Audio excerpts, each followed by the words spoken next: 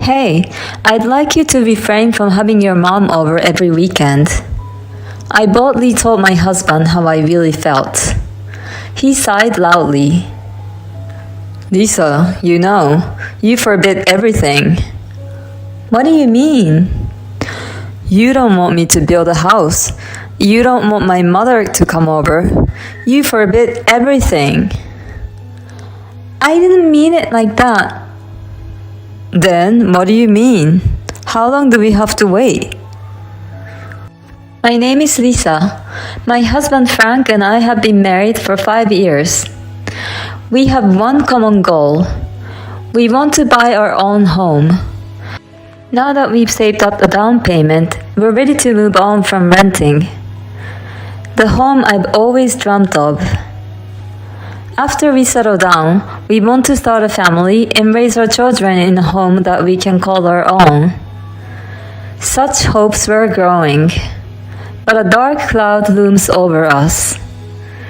My mother-in-law, who had heard about our plans to buy a home, began to make some suspicious moves. I heard you're finally buying a home. Yes, that's right. Have you already decided on what kind of home you want? Yes, I have an idea of what we want. Well, that's great. Let me know if there's anything I can do to help. Thank you very much. Oh, by the way, have you been to the showroom near your house? No, we haven't been able to get an appointment there yet. Well, I'll make an appointment for you. We can go together. No, I would like her to refrain from it. I want to inspect the new house with my husband alone. But after that, my mother-in-law kept trying to get involved in our choice of property. She even made unannounced visits. I got you a brochure of land for sale. Thank you very much. My mother-in-law had a dozen of leaflets in her hand. How about this one? It's close to the station and big enough for 2 families. What did she say? Did she say 2 families? I was unable to say anything, and my mother-in-law kept on talking. If the train station isn't close by, it's not convenient for anything. And you better be close to a hospital for when you get old. This property is close to a supermarket. You already have a hard time deciding which one to choose, don't you? At first, she asked if there was anything she could do to help. But before I knew it, my mother-in-law was taking the lead in choosing the house. She's pushing her wishes based on the assumption that she'll live there herself. This is not good. I told my husband everything that had happened that night. Oh, I think she might have mentioned something about living together. What? You want to move in together? Yeah, well, if you will let her. I won't force you, don't worry. I'm feeling a little blindsided by the statement of my husband. If I let her? I don't think so. I can't believe my husband would continue to dilly-dally. I'll be the one who gets the bad end of the stick when I finally tell my mother-in-law that we're not going to live together. Why can't he realize that? Shall we stop building the house? What? Why? Because the way you said it. If I choose not to live with her, she'll know I said no. We're going to be together for a long time, and I don't want things to get awkward. I don't want a house if that's what it's going to take. I can raise my kids in a rental. And we can use the down payment we saved up for our children's education. Then my husband clearly started to panic. Wait a minute. I get it. I'll say no to her and we'll build a house. No, that's fine. You can't even talk to your mother. I've never seen my husband speak up to his mother. Don't worry, trust me. Why are you so desperate? I want to live in my own house and raise my children there. You weren't so enthusiastic when we talked about that. No, I was excited. That's a horrible thing to say. I feel the same way about our children. I see. My husband told me that he would turn down his mother, but I thought it would be impossible because of his personality. But the day after we talked about it, my mother-in-law stopped bothering us. And she apologized to me over the phone. Lisa, I got scolded by Frank. He told me that he wanted to live with you alone. I'm sorry I pushed my opinion on you. My husband really talked to her. He could speak up when it was really needed. But I wonder why I was still suspicious deep down. I told my husband about my mother-in-law's apology, and he had a very satisfied smile all over his face. You see, when I say I'll speak up, I'll do it. What's that look in your eyes? I was wondering if you really said it. Are you doubting me? Isn't that awful? I haven't seen you speak up to your mother in 5 years. And it's not like you actually said it in front of me. That's terrible. I tried so hard. You're right. I'm sorry.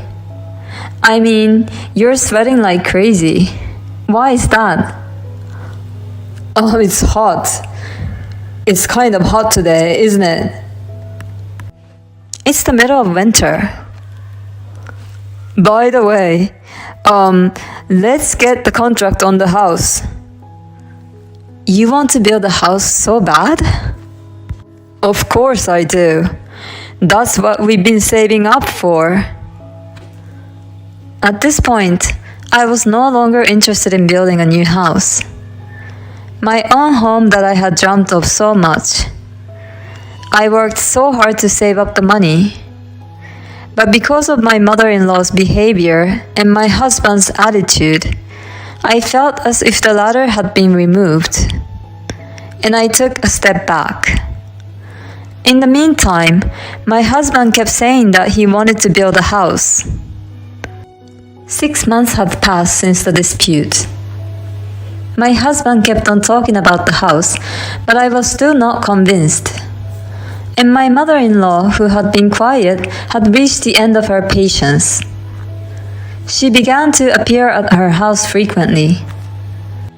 She never talks about buying a house, but her attitude is becoming more and more arrogant. My husband and I both work, and we both have weekends off. My mother-in-law comes to our house every weekend these days. If it was once a month, I could deal with it. But if she comes every weekend like this, I don't feel at ease. My husband seems to be very happy. I'd like to take a rest at least on Saturdays and Sundays. But my mother-in-law comes to our house at 7 in the morning and watches TV with a very loud volume. When I don't get up, she walks back and forth in front of my room. My husband is busy taking care of my mother-in-law, so that should be enough.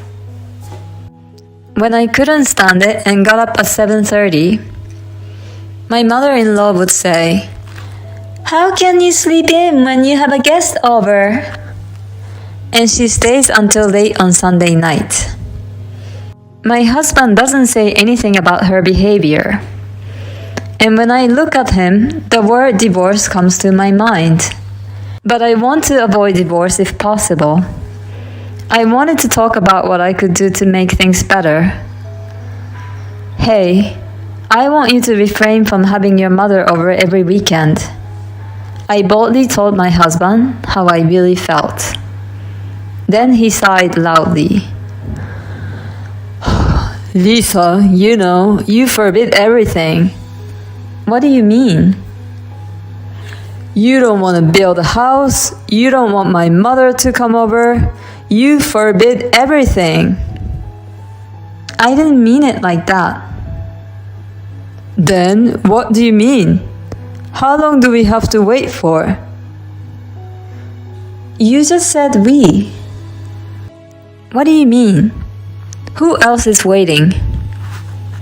What? Didn't you just say we? My husband's face flushed and he started sweating profusely. I didn't say that. Then maybe I heard you wrong. We can't build a house with your mother coming over every weekend like this. Why not? Because I can't rest. If my parents came to stay over every weekend, would you be able to get some rest? Your parents won't come. They have such a nice house.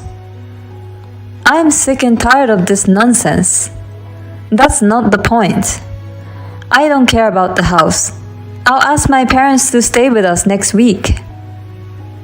Then my husband raised his voice.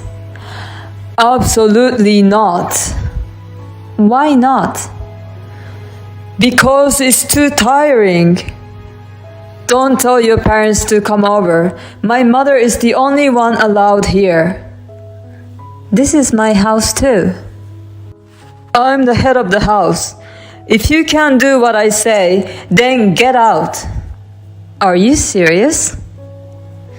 You're no use to me at all. I'm done with you. You can't make my mother happy. And she can't live with us if we can't build a house. You promised she wouldn't live with us. What are you talking about? Once the house was built, we could do whatever we wanted, including living with my mother. What do you mean? I told you this much, and you still don't get it? I was going to invite my mother in when the house was built. I knew it. How could my mother-in-law back down so easily? My husband was just plotting with her. I see. That's what this was all about. Okay, I'll leave. I hope you won't regret it. Of course not. Don't even show your face in front of me again. I took the bare minimum of my belongings and headed for my parents' house. My parents were surprised at my sudden return, but when I told them what had happened, they welcomed me warmly. That's what family is all about, right? I guess our relationship was ruined when I couldn't trust my husband at the beginning. Dad, I'm sorry. I know things didn't work out between you two, but work and personal life are two separate things. Yes, I agree. And my husband and I are divorced. No alimony claims against each other. No money disputes, just the division of property. But 3 months have passed since then, and my ex-husband is now on his knees on the ground in front of me. I'm sorry, father-in-law. I'm not your father anymore. Be careful what you call me. Boss, this is a left turn, isn't it? Because I divorced your daughter? What are you talking about? Why did my ex-husband come all the way to my parents' house and get down on his knees? It's because he got an unwanted transfer.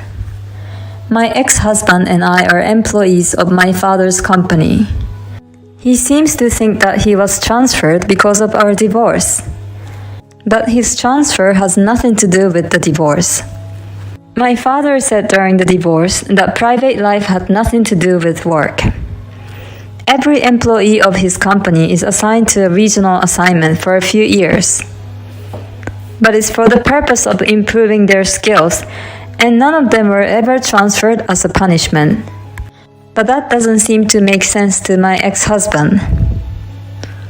Lisa, stop the boss. I thought you told me never to show my face again. I apologize. Please. No, this is not a relegation. I was the next president at one point, wasn't I? I can't believe you just interrupted me and said nonsense. You know what? I think you're mistaken. I'm the next president, whether you divorce me or not. What? Of course, I'm his daughter.